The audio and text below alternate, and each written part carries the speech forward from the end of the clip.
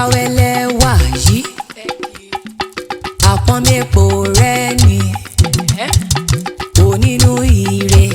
aláyé ire ó ti ṣọdún èyí kò ní já ṣe mọ́. Adérónkẹ́ dé ó dé bó ti ń dé. Káàbọ̀. Ẹ bá ń kọ́ lọ́jọ́ bí o.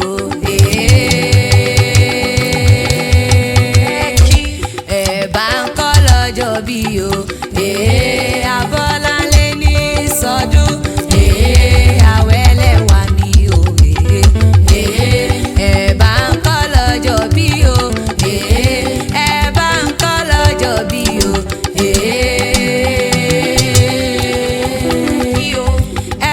Kí o Abọ́láńlé o Awẹ́lẹ́ wà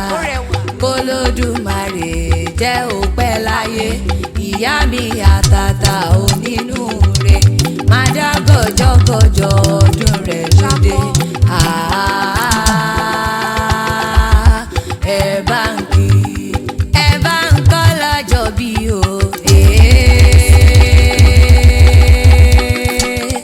Ẹ bá ń kọ́ lọ́jọ́ bí o.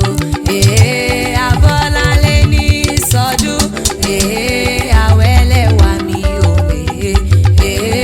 Ẹ bá ń kọ́ lọ́jọ́ bí o. Ẹ bá ń kọ́ lọ́jọ́ bí o.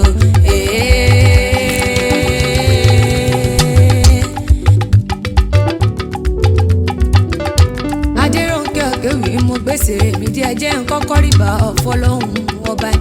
Olódùmarè ọba jíkí ọba jígẹ́ ọgbàmùgbàmù ojú ọ̀run òṣègbàmù bàbá mi létí àdáwòrè jìgbìnìjìgbìnì tó jà tẹ ilẹ̀kẹ̀ lọ dáńsákì rẹ o Àtàbàtúbú Olódùmarè ọba. Abọ́láńlé gangan lọ́lọ́dún kan sí lóní ẹja jọ gbólódùmarè ọba ga àṣeyísà ọmọdọọdún ayọ̀ ló sì ìmọ̀ọ́sẹ̀ wọ wá nífẹ̀ẹ́ ìsà àṣemọ́ ọdún owó ọdún ọlá ló sì ìmọ̀ọ́sẹ̀ lágbà ọlọ́run ọba ni ọdún òwà ní dé kọ́lọ́dún má mọ́dún rẹ̀ lọ́dún oyin mọ̀ tiẹ̀ nínú afárá òjò lámọ̀ tiẹ̀ làpá ìrèké mọ̀ tiẹ̀ lákùrọ̀ Abọ́láńlé Awẹ́lẹ́ wà tí sọjọ́ bí lóní onínúure aláyére ìyá gbogbo wa pátápátá mo ní o mọ̀ ọ́dà gọ́jọ̀gọ̀ ọjọ́ Olódùmarè ò wá ní tó sọ́kú láyé ìwọ ò wá ní tẹnu gbóbi ọwọ́ ó yá mọ́ gbọ́ o. Níre là ń bọ̀rọ̀ àtàrẹ ire lójú owó rí ire lójú rẹ̀ ó mọ̀ rí ìwọ ò wá ní báwọn rí bí lágbára Olódùmarè ọba dání wáyé mọ́ gbà bẹ́ẹ̀ olórí Adéyẹmọ JP sani mo ń wí Olódùmarè jẹ́ ó pẹ́lẹ́ ayé kó o gbélé ayé èyí pẹ́pẹ́pẹ́pẹ́pẹ́pẹ́pẹ́pẹ́pẹ́ Abọ́láńlé gbéra ńlẹ̀ òdì ìdè gbéra ńlẹ̀ òdì ìdè gbéra ńlẹ̀ òdì ìdè onígangan lọ́jọ́ yẹyẹ bí ọ wálé ayé ọjọ́ Fúnkẹ́ pariwo ó ń ta mí ó ń rò mí ọjọ́ Christopher wípé ẹ dákun dábọ̀ ẹ kí mi kú oríire ẹ bá ń ṣàjọyọ̀ mo bímọ tuntun wálé ayé ọmọ Ògún Sanlú o Olódùmarè ò wá ní jẹ́ ò sọ́kú ìwọ ò wá ní pẹ̀rẹ̀kẹ́dé mọ́yà nílé ayé ò wá náà mo pò ó ti sọdún èyí òwú ní jọjọ ọdún owó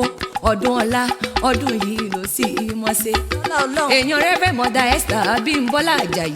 onínúure mo kó o mọ́ ọ̀dà gọ́jọ́gọ́ ọjọ́ ni Lieutenant General Bímbọ́lá ìyá rere fún gbogbo youth àgbàlá ìgbàlà olórí ìrere lẹ́ẹ̀dẹ̀ Apostle JP Adéyẹmọ mo p'Olódùmarè ò wá níjó òfìlẹ̀ ẹ̀sà sọ ọ̀bọ̀ra bí àṣọ ni ó ti wá sọdún èyí òwò ní ọdún owó ọdún ọlá ọdún yìí ló sì mọ̀ sí. Abọ́láńlé gbéra ńlẹ̀ ń kárẹ̀lẹ̀ bàbá rẹ̀ kó dílé Ògún Sanlú Abẹ́òkúta gangan ní ìṣẹ̀lẹ̀ bàbá rẹ̀ ńlẹ́ ọmọ Lísàbí ọmọ gbòǹgbà àkàlà ọmọ eríjogún ọlá ọmọ òsínlẹ̀kùn palẹ̀kùndé ọmọ àrídìí ogun lójú ogun kò sóhun tí wọ́n ṣe ní Mẹ́kà tí wọ́n kì í ṣe nílé bàbá tó bí ọlọ́mọ wọn àgòkè àràfá ní Mẹ́kà ẹ̀yìn amúlùmọ́gùn ó yá mọ́ gbọ́ o. bá mu sẹ́mìsẹ́mì ní mẹ́ka ẹ̀yìn àwọn omi odògùn ó yá wa mọ́ gbọ́ná mo lọ́dọ̀ yọjọ́ wọn àná adéròǹkẹ́ ọ̀kẹ́ mo délẹ̀ bàbá rẹ̀ mo wí pé ẹ dákun dàbọ̀ ẹ fòrò lé bàbá yàn mi wọ́n pé rárá àfi kémi gúnyán kan lẹ́bẹ̀ kí n ro kankan mi ní jọjọ mo gúnyán kan lẹ́bẹ̀ mo ro kankan mi ní jọjọ pẹlẹbẹ gíná gbélé ńlọ́wọ́ ó dọjọ́ kejì ẹ̀wẹ̀wẹ̀ mo tún ní wípé dákun dàbọ̀ fòrò lé bàbá rẹ̀ hàn mi wọ́n pé rárá àfi kémi gúnyán kan lẹ́bẹ̀ kí n ro kankan mi ní jọjọ mo tún gúnyán kan lẹ́bẹ̀ mo ro kankan mi ní jọjọ pẹlẹbẹ gíná tún gbélé ńlọ́wọ́ ó tún dọjọ́ kẹta ẹ̀wẹ̀wẹ̀ mo wí pé ẹ bá fòrò lé bàbá rẹ̀ hàn mi ó wọ́n tún pé rárá àfi kémi gúnyán kan lẹ́bẹ̀ kí n ro kankan mi ní jọjọ mo tún gúnyán kan lẹ́bẹ̀ mo ro kankan mi ní jọjọ pẹlẹbẹ gíná gbélé ńlọ́wọ́ mo wá rí wípé ìwọ lọmọ wómù lóòrò òkè o ọmọ wómù lóòrò òkun o ọmọ Lísàbí ọmọ gbòǹgbò àkàlà omirin jogún ọlá ọmọ bó bá lè pajá ọmọ bó bá lè parọ́ ògògòlò lẹ ò gbọ́dọ̀ pánlé baba ńlá kú baba tó bí ọlọ́mọ ó ti wá sọdún èyí owó ni abọ́láńlé o ìwò ìyá ọmọdún mo pé nínú ọ̀la Olódùmarè ọba níwọ ti mọ gbé sọlá ìwọ wà ní báwọn rògbì ìpayín kékeré agbára dání wáyé mọ gbàgbé ẹni ọdọọdún ní sápónrúwé ọdọọdún lè ru àwà ọdún òwánidé ká má ṣe rán mọ bí lórí àtẹni ó ti sọdún èyí òwú ni àṣeyíṣà ọmọdún lágbó Olódùmarè ọba adéròǹkẹ́ ọ̀kẹ́wì ní pèrè rẹ létí rẹ bá wá ń já kankan n ò wá jẹ́ pèrè rẹ sí kó abọ́láńlé o mo pé betí rẹ bá já kankan mọ́ mi kan rárá ọmọ ní pèrè yeye ó ti wá sọdún èyí òwú ni